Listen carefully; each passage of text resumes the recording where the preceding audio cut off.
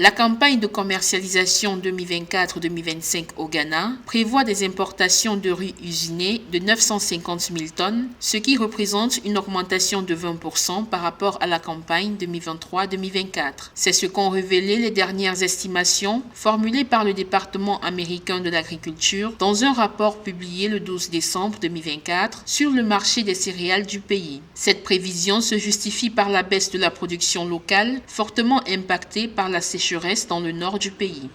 Le Ghana, tout comme nombre de pays en Afrique de l'Ouest et sur le continent africain, dépendent du riz importé en termes de consommation. Alors, dans l'analyse de la sécurité alimentaire, il y a l'aspect de la disponibilité. Donc, c'est normal que le Ghana envisage une augmentation.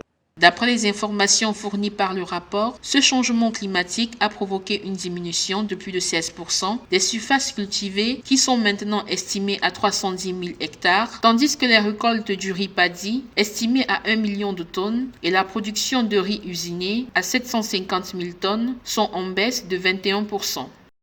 Cette agriculture n'est pas aussi intensive pour pouvoir permettre à ce que le Ghana soit véritablement indépendant des importations du riz. Et cette situation doit amener les États africains à réfléchir davantage à quelles solutions pérennes trouver. Dans ce contexte, le gouvernement a interdit les exportations de riz depuis le 26 août 2024 afin d'assurer la disponibilité de la production locale sur le marché national. D'après les estimations, le Ghana devrait consommer 1,72 million de tonnes de riz en 2024-2025, ce qui représente une augmentation de 20 000 tonnes par rapport à l'année précédente.